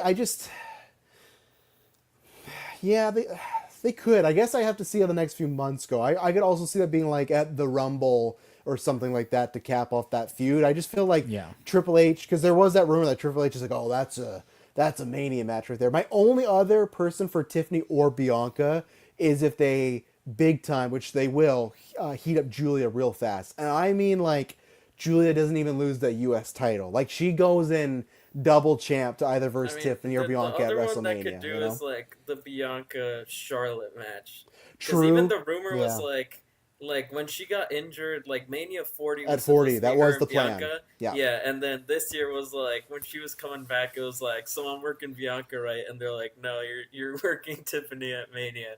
This is a supposed rumor. Like when she came Yeah. back, she's like, yep, we're doing me and Bianca at Mania. We're locking it in, and they're like, actually, we're doing you versus Tiffany. And don't get me wrong, that'd be great too. That one I'm just more questionable because, like I said, what And happened to also, this so tag it's team, like, right? also saw it's like you could have like the a good crowd reaction for Charlotte winning a world title if you do it the right way. You could. There's a way to do it, and but that's where for me I'm just questioning because if this tag team thing gets hot, they could run for that for Yeah, a while, right? So it's yeah. just, and There's like I so said, much moving part stuff. oh yeah, and again, there's so much stuff where the crowd, there's a bunch of, which I hate to say it, but between now and Mania, there'll be a bunch of injuries, right? Someone will go down that wasn't supposed to, and plans change, right? So I just feel like the way they got up, I'll throw this as Travis told you, if no injuries, feel like both Stephanie and Julia are in some world title matches. I feel like they got called up. Triple H Or you likes could them do both. that match, You could like do just that. Stephanie versus Julia at Mania for either like one of the mid card titles or the True. world title. You could do the US title, or they could even do some gimmick where it's like Tiffany versus Julia versus Stephanie. Like do a way that way. I just feel like Triple H brought them up. Clearly likes them both, even though Julia's doing fucking not much with this US title other than last week where she finally The wrestled match for was it. actually really good because I saw people point out it's like in a lot of the earlier matches of Julia like in WWE they were good but they were like A they little sort of clunky. felt like either like Yeah. she was trying to work like what she kind of thought WWE Mm. wanted. Where now it's like she's very much just doing like it's like you either it's like the Kyrie same thing that people it's like she sort of works like it's like you follow me and what I do and Yeah. like Julia's I thought her match with Zelina this week was actually really good and yeah she was doing her full just doing some crazy head moves like someone like her finisher it's like if she doesn't like push Zelina out on like the Northern Lights bomb like a fraction of a second she's landed like straight on her neck but yeah I do wonder the whole Julia Stephanie I mean supposedly there's a draft happening like super soon. Sure. That so many people have said that though, right? Because I hear, the word was like after SummerSlam, but I feel like it was like, oh, it's happening in May, I it's mean, happening here. Like we've heard that a couple yeah, times, I but think the rumor originally was supposed to be the week of like that Saturday night's main event with Cena and Truth, and then they yeah, canceled it. But like Triple H was just like, give me the people who I want anyway. So that's like why Roxanne and Julia and yeah, Stephanie came up like because that was like those are people who are gonna get drafted pretty much. And but yeah, As long as they don't do like they it's- normally do, where they do it a week before Survivor Series, and then you're like, you were on SmackDown a week ago. Why are you now Team Raw? yeah, But yeah. I supposedly believe Red. it's actually happening like I assume probably before Clash in Paris. Okay, well, we'll see. We'll see what happens here. I know. Well, I guess one more thing. Triple H talked about every match at the presser except for Karen Cross or Sami Zayn. So either Cross is gone or they're doing the overwork, which I think they're working. But David, you didn't say much on Tiffany and Bianca or Jade. Sorry. In my notes, like I said, I think it was a good match. Tiffany didn't get a lot of offense at first, but I mean, she showed why she is in that position on the times that she did get to get her moves in. There were some times where Jade did still look like she was kind of getting lost in some maneuvers and things like that, which I think may be another reason why she hasn't won the title yet. I was surprised to see Tiffany win and then win clean. But man, that prettiest moonsault ever. When she hit that, I was like, oh no, it's done. Like she looks good, and I like Tiffy, so yeah, let her keep running with the belt. I'm interested to see where they go with Jade next. Like I said, drop her down, give her a mid card title, and just let her be that monster person with the mid card title. Yeah. Yeah, or I feel like I actually didn't say much. I kind of got off topic with the match, but I actually did really like this match. I thought it was like I said, similar to like the formula they use with the Trish Stratus match, just like doing all the big moves and all the spots that like Tiffany like she can pull all that off and make it look really good and explosive. And I really enjoyed this match. I thought they had a match on like SmackDown a few months ago, Which was that really ended in good. DQ, Yeah. which I really liked, and I felt like this match improved upon that, and I really liked the finish where she was going for like, I didn't expect like they're gonna pull that, like I didn't know where they were going because she was Like going for almost like a the roll through avalanche, yeah, sunset she flip was doing through like the deal, avalanche yeah. jaded and got her like in the pose, but then like as she dropped, they did like a huge sunset flip into the prettiest moonsault ever, and yeah, one clean. So, and like I said Yeah. in the Discord, literally completely undefeated Tiffany Strand in 2025. Like lost no tag team matches, not even a DQ loss at all. And So again, I know that was always the joke. They even joked about that, but like, she really is like Charlotte, like 5-7 years ago, where Charlotte could just have a good match with anybody. I think Tiffany is that, where just like no matter what, it's never gonna be. I don't think you're ever, regardless, like barring injury, so you're never gonna see like an all-time stinker with Tiffany. She's I like think the angle thing with, that way too is. yeah, So. I think the thing with Tiffany is like the sort of thing like she works like very different styles than like what you would think just like looking at her at Yes. first glance. I feel like because she does like also she has like the moonsaults and French like some high flying stuff, obviously all the power stuff, and she can do the striking and like all she's like just like a mix of everything, and yeah, it just works with a bunch of different people, and yeah, I'm very interested in the Bianca match. I feel like that would be like a great match. They've had I Yeah. think one, That's and a it was Mania like match. a Queen of the Ring match or something like that. But it was like I remember it was something like There's no Bianca had like some sort of shenanigans going injury on and angle or stuff. something. Yeah. Yeah, she like couldn't hit the KOD or something Yeah. like that. But I feel like getting it on a PLE especially, I feel is going to be Give him like 15-20. a great match. Especially I feel like those two are a lot similar. I'd say probably more than like a Charlotte and Tiffany comparison. I feel like Tiffany and Bianca are more similar in that same way. Like obviously very athletic, but can do the Yes. power moves and are like extremely quick. I feel like that's going to be just a great match. Mm-hmm. Okay, so we'll go over just some quick prediction, or unless is there anything else about this show that we haven't talked about? Okay, so we're just going to do quick rapid fire predictions because obviously when people listen to this, the event will be just probably a couple hours later. But just so we have it on record, we got Naomi versus Rhea Ripley versus Io Sky. Does anyone think Naomi is losing this? There's no way. I don't think so. No. Unless like Jade runs out. That's the story. But like, yeah, no, like I don't think she's losing this. I think when we get to our next, I don't know, and we will say I'm not sure because August 31st is the next PLE. I'm not sure if we probably will do a review of that because then Forbidden Door is the week before August 31st, right? It's the week before. Yeah, I think Forbidden Door is like right before Clash of Paris. So I think that'll probably be the next gimmick after these because then we could review both shows. So just, because predictions wise, kind of awkward again, timing wise, check out GMO. We do that every month. So look out for that. GMO God 2-0, I'm going to become the Undertaker. That I'm excited for. Well, I guess I'll talk about because we might not do a prediction show.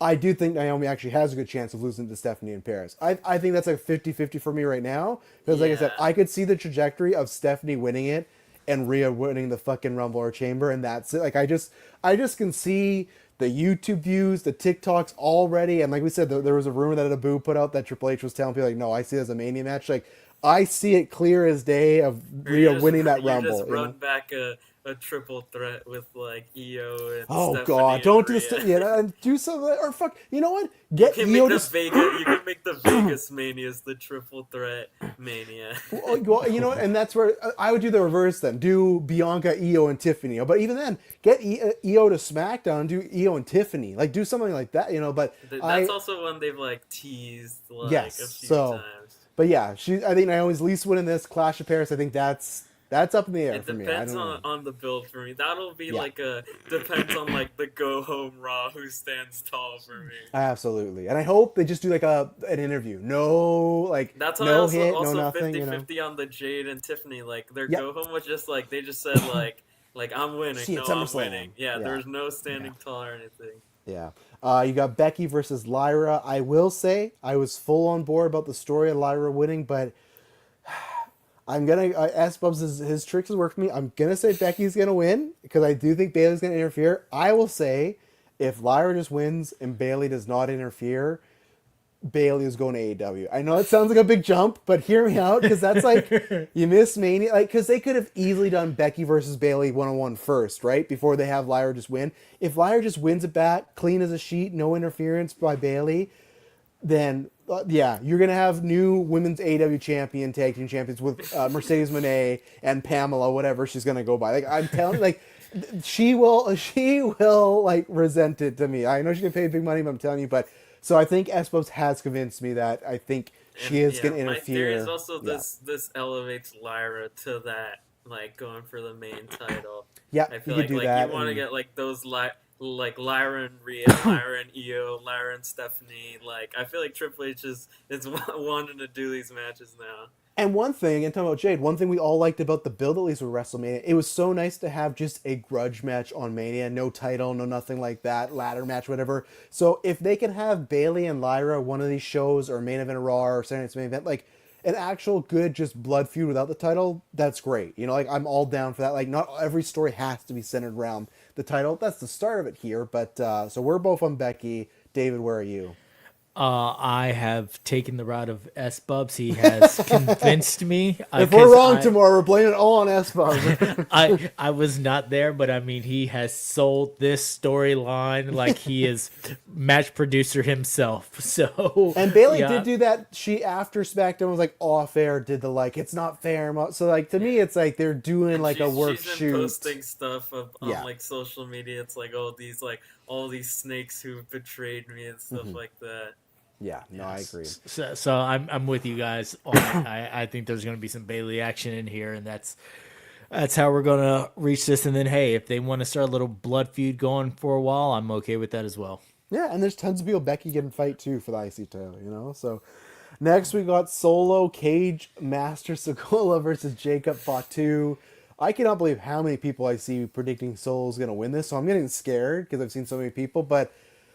Jacob off the top of the cage. I hope they just make this like as wild as possible. Like I don't want them working a serious cage match. Like I want to see Tonga Loa like doing a 450 off this cage. Like I want Tonga like tearing off like the entire wall. Like he's going full Kane. And all the Samoas start running in. Yeah. Jacob Fatu just like fighting like 15 guys in the ring, you know, Jimmy Uso comes down. Like, no, that's the spot. They're going to be all in the ring, like, hitting Jimmy, setting up for Jacob to do the dive off the cage, and they all catch him. He lands on all of them. Like, I don't want this to be, like, a slow... Like, I don't want Solo doing rest holds in this cage. Like, I want like this with to their be last as match, wild though. as Like, that's what we hoped their last match would be, like, a big fight, and it kind of got that way near the end, though. Like, the last few minutes was crazy. So, I agree with you. That'd be great. For me, it's like what Espas was saying, like, oh, Lyra could lose to go in the main title. I don't think Jacob's there yet, in my opinion. Especially since he's, like, sort of a face. Like, if Cody wins, like, I feel like because obviously that's the, like, a match you're definitely going to want to do, but especially since he's a face right now. Well, where like, is he? Put the US... Is he going to be a face in 24 hours? No, I mean, is Cody going to be a face in 24 hours at Bubs? Fractured mask, you know? But even then, I feel like Jacob, it's like, you put the US title on him, have, like, a strong run there. Like I feel like you probably get like the Alistair match, like a Damian match in there. You know, I mean they teased the Damian. That was also one that they like teased for like a couple weeks and like never like they did like a 4-way, but never the actual match. But even Drew, he was in that title picture for a little bit, right? Drew, he was in that match too. Yeah, I don't like Drew being in the US title picture, but I like Drew and Jacob as a matchup. That's a big meaty men slapping meat right there. I don't know, you know necessarily at that point who like Jacob would lose it to if he's like out of like the bloodline verse, but I still think he's probably winning this match. Like I think I feel like Solo is better off like he can keep this character and all his family and stuff. I think this like more comedic character is working a lot, especially if he interacts more with the people outside of the bloodline. Like I think he's very entertaining, this character right now. I like it, and I think this the bloodline story has to like finally end somewhat. There's a good chance that like the MFT story. Oh God, don't even start there. Like I think there's a good chance come WrestleMania time. You know they do these 6-pack ladder matches and whatnot. Like there's a good chance that's where the bloodline is and that's where Solo is. But no, I agree with all those points. I think Jacob wins it, has a longer run with it because he didn't even have that long of a run. So that's what I think. Yeah, exactly. I'm with Jake winning. I do want the chaos of it all. Like we said, I get any available member of the Samoan dynasty that you Tama bring Tonga back, coming back. Yeah. bring back Tamina, have Ava do a run in. There was actually someone Like, pointing out that like at WrestleCon, I think Rikishi and Haku, I think it was like yes, canceled they their were pulled appearance from their for appearances. yeah. So yes, Yeah. Oh God. So yes. yeah, so maybe Let's have even more people showing up. Yeah. everybody we can. A stink face in the corner. I'm here for the craziness, but Jacob Fatu Jesus. walking out. Okay, the other secondary title, Dominic Mysterio versus AJ. Don't know why, just feel dumb. I just don't feel like it's time for him to lose yet. I think he's having fun, that there's some good juice there. Depends on the whole AAA thing for me. I I don't know think if they want him to be like the double champ or I think like for one the photo main. they do. That's my thing is for the one photo and then he could lose it later because I just think that can be like a historic, look. And I think my thing also is like you can do. I feel like AJ could win it in Paris, I especially agree. with the Yes. France crowd reaction. Yeah. So I feel like maybe he retains here through some shenanigans of Yeah. some sort, gets the AAA title, and then Right. We loses talked the about in the IC. Discord. So, Yeah, I completely agree with that. AJ wins in Paris, I think. Yeah. I've been back and forth on this one because at first I was like, all right, Dominic's winning, and then I was like, all right, Dominic's winning, so then he can also win the AAA title. But then MJF won a title in CMLL, and then I was like, well, now they don't want to seem like they're copying. And then I went back to, but they wouldn't be copying because he would be holding two titles. So they could be like, yeah, your guy won one title, our guy has two. So now I think the pettiness of WWE. Cut to MJF beating Hangman for the world title at Forbidden Door. It's just going to be a back and forth. But now I Yeah. do think Dom's going to win just so that they can have that shot of him holding Yes. both.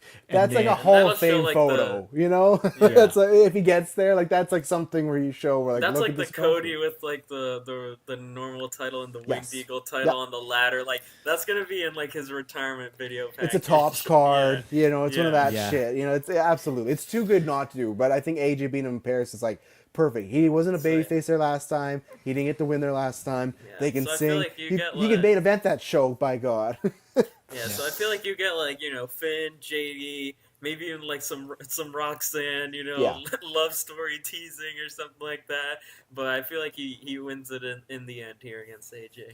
And then I bet when AJ wins it, my prediction is they're going to go into a Finn AJ program and For more sure. Bullet Club. They did like a more. 20-minute random Raw match. Remember that like a few months ago?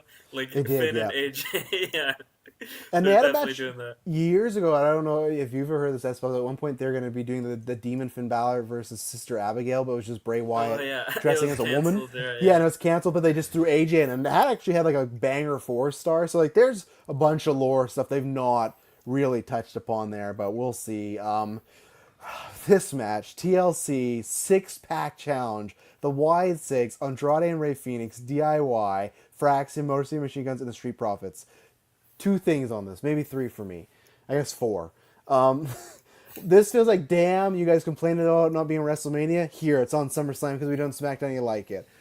This just feels like a rerun of that. It feels like it's been the exact same. And to me, I remember back in the day when they did TLC 4 teams, I was like, that's way too many people. 6 teams and 12 men, and the Wyatts, they're going to have all them fucking running around. They've already done the 6-pack ladder match. And Rey Fenix will still break something. But was it tag teams, though? Yeah, it was. It was just a normal ladder match, though. They didn't call it TLC. Oh, right. That was when they brought down the whole thing, Yeah, right? and Okay, I mean, yeah. technically So, the thing was it was for 2 titles, but I know they've what you done the mean. Yeah. 6-pack match before. yeah, they have, but I'm still gonna say it's way too many people, and this is my second point is I feel, or my third point, it still feels so weird to me that Andrade and Rey Fenix are a team. I feel like they're winning, like, for sure. Really? No, my Rey prediction. Fenix is breaking something.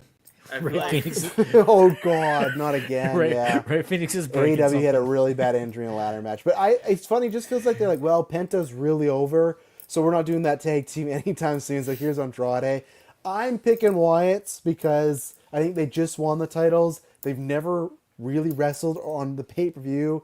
I think you could be right, but that's a good second. But I'm gonna pick the Wyatt 6 here, in my opinion. Yeah, I'm going to go the same. I think that Wyatt Six will win. I do think that there may be some spookier, otherworldly shenanigans. I am excited, though, because I want to see whatever Montez Ford does in this match. I think that he is going to have some sort of memorable spot, and I am here for it. And you're Yeah. sticking with Andrade and Ray there, huh? Yeah, that one's like I'm certain that, that they're winning. I don't know why. I just feel it. Bye ankles. Oh, this is interesting. So Sean Ross Sapp said WWE is no longer doing standard post-show pressers for the foreseeable future. They're only doing the post-shows. That's interesting. You know why? You fucking know why? I'll just say it. One of the reasons Triple H fucking met with Trump this week, he didn't want a single question asked while he was at the goddamn presser. Like it feels like such like, oh, I don't want any more questions. But that it works better for them in the post shows because they can do the whole, oh, this is real, but kayfabe. Where the press conference, it's just weird. It makes it honestly. It was just kind of Again, like it it just started felt good, weird but sometimes. There was like when like Cena did like the AA to the truth and like the press conference. It was just kind of Yeah. like, what's the point? It felt really? awkward. It's It felt like awkward. just It to just- like silence because Yeah. these are like. There's probably some real, like, there's always like the local, Yeah. you know, like I'm here from like I don't know, like Vancouver local 10 absolutely. news or whatever. Triple H, tell us the importance of WWE in Minnesota. It's like, I don't need this Yeah. fucking question. Why are you asking me about, like, and that's what happened. Again, the WWE press conference just started, like, good when it was, like, Cody and Jay being drunk, and people literally asking, like, hey, talk about Vince, talk about this. Like, it was, like, they'd ask, like, how do you feel about Edge going to AEW? That was, like, but you could tell those people, like, that guy, I can't remember the reporter, but when he asked about the Janelle Grant thing, next presser, he was not there. So you could tell they didn't want it to be that. They just wanted, like, Triple H, don't you love San Francisco? It's like, you know, I've always loved San Francisco since the 90s. I walked out Killer Kowalski. Like, this is the better way for them to do it. So I think it makes it less newsworthy, but there you go. They're not doing those. So, okay, and finally, Cody Rhodes versus John Cena. I think we all know Cody's winning. Where maybe other people think, oh, but either way, he's winning. I think we all kind of talk about for months, hey, this is going to be the time where they change it, and Cena's going to turn the match, whether it's after or mid, whatever. And I thought we all kind of thought, well, they're going to do that because his heel turn's not been up to snuff, maybe, right? Some good moments, but overall, kind of, I think most people give it F grade. I am in this new era where this is where I'll say I'm old man Travis again.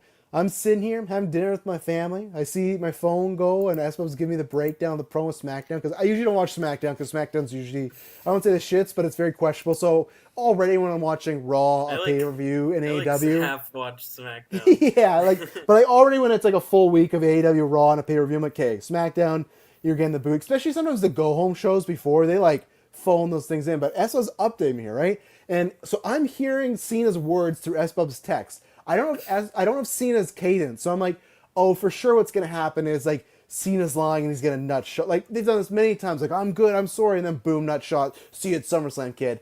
And he's like, no, you just cut it full babyface, he's babyface. And then all I see these tweets is Cena just turned babyface. I'm like, okay. So I finished dinner, I clean the dishes, I go, I gotta watch this promo. I'm watching the promo while I do my dishes. And it was just like the Punk Saudi thing where it's like, you know what the storyline this is? Punk has always said he doesn't like Saudi Arabia, so let's say he's a coward for going. Oh, what's the pay up? Oh, nothing. He's just a coward. Like, oh, okay. It's the same thing. What are we going to do here? Well, Cena's just going to come out and say he screwed up and this was a bad idea and I want to be John Cena again. Oh, it's a trick for Cody, right? No, man. He's just back to being babyface. Now, granted, I'm still going to say there's some chicanery. I'm going to say they're going to do an LOL. Cena could retain and people are pissed. But if they did this, I've never seen this done before. It feels so odd with the Travis Scott stuff and the Rock stuff. Like, I feel like the Rock You just... see the celebrity video package? They went back to like the I don't know, like the WWF and like every celebrity who has ever appeared in WWE history and why they're... This was like the video package for the Jelly Roll match. It was just like a video. Oh, no, of, I like, didn't see it. No. Yeah, it was just like a video package of like, this is why celebrities have been so no. important to the history of WWE, and it was like every like the class like Cyndi Lauper and like all the other like Pete Hugh Rose. Jackman on Raw punching the like Dolph Ziggler or whatever. No Travis Scott at all. Yeah. So this is the thing where there could be an ultra, because I said, wouldn't it just be funny if Rock and Scott did show up and they screwed Cody again? And I don't know if I want that, but I'm just saying, like, in this era where they're trying to overwork people, because this promo, this is how he turns babyface.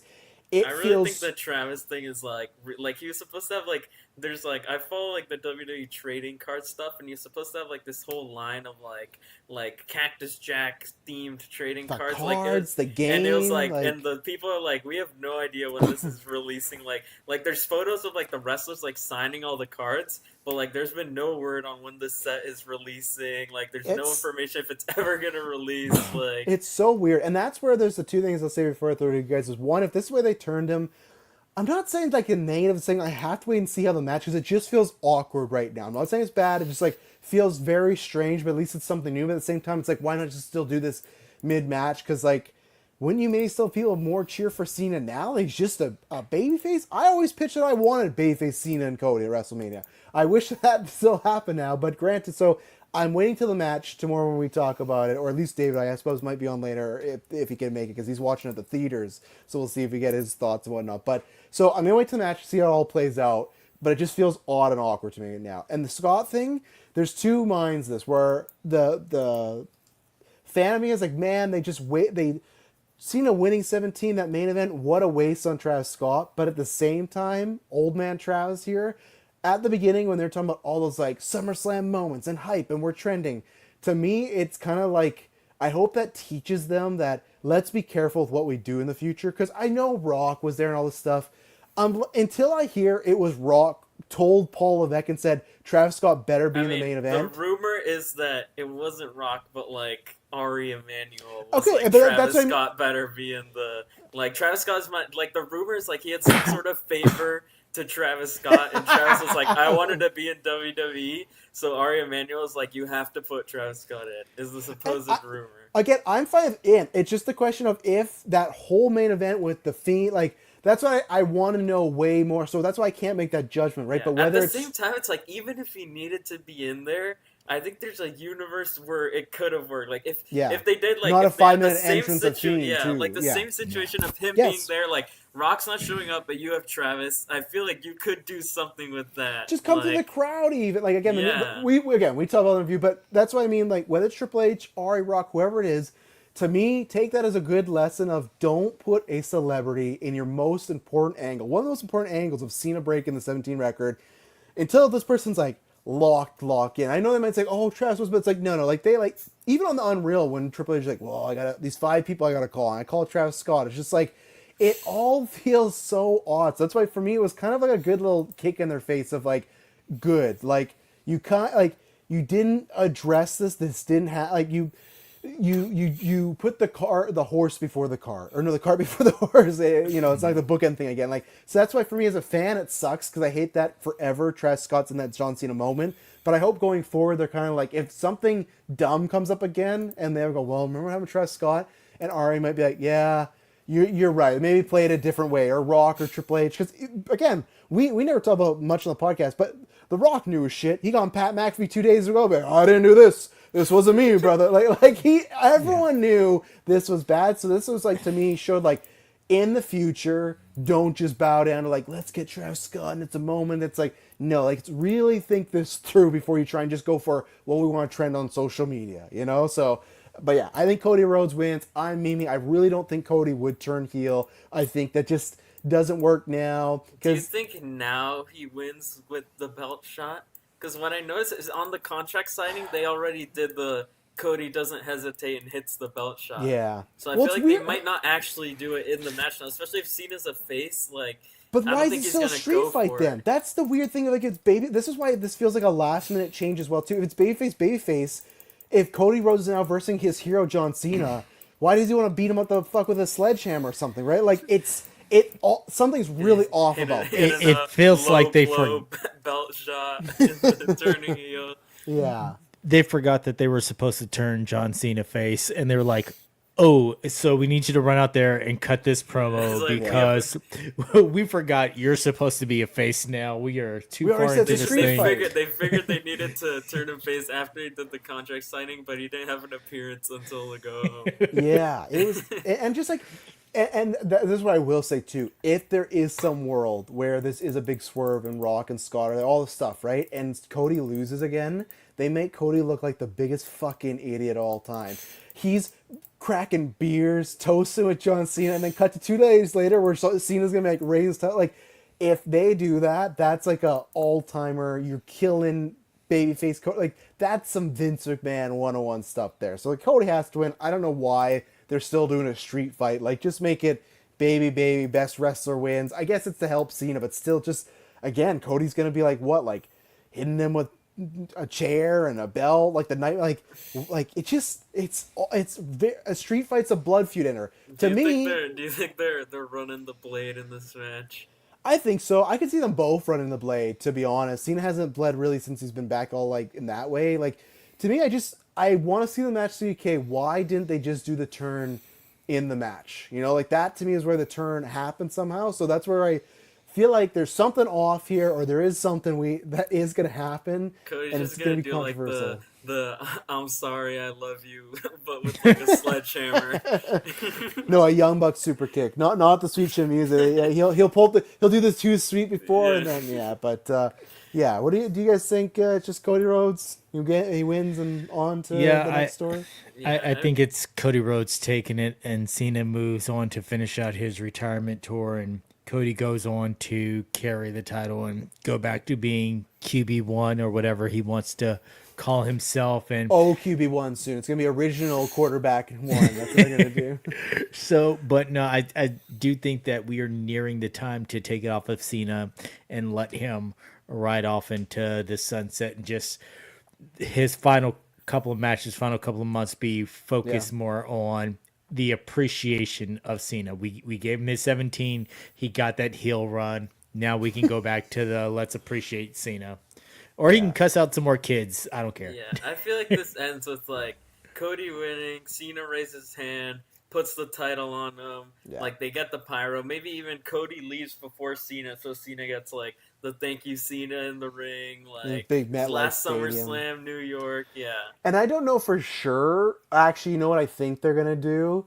I don't. Someone would have to fact check this of the last time John Cena wrestled in MetLife. But when he was there, as I can remember last, is when I was there. When he beat Rock, and Rock did the whole.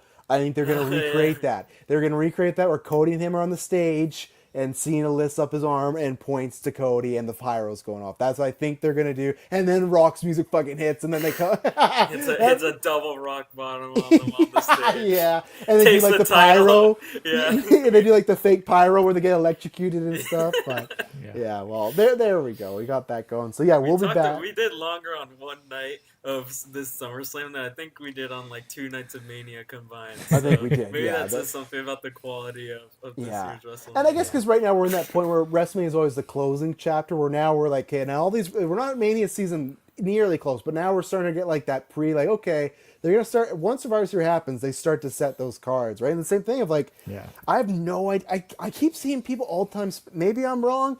They spam that's gonna be Punk and Cody, not rumors, just people saying like that's what they think. Like, I don't see Punk and Cody happening. They just want it, right? But like, I could see Cody and Roman 3 happening before Cody and Punk. I think Punk and Cody is more likely as like Punk's retirement match or something like that. Something like, or when Punk turns heel and they get that going. But you know, like honestly, like same thing Roman. If it's not Seth, like I legitimately could see us getting Roman and Cody 3 at Mania if they got really nothing to do, like nothing else for them to do, and it's like a big time match. And that would be fun with no interference to see like, okay, who's gonna win. You could do like what they just did in Dynamite. This was like no interferences. Like And sorry, I don't know Cody, but Roman was looking real good, and I would not like your chances. I think the big dog might go over. They're gonna be figuring out this match while they're filming it. Because I can just see Triple H licking his chops, being like, well, you know, Roman wasn't a babyface with that title run.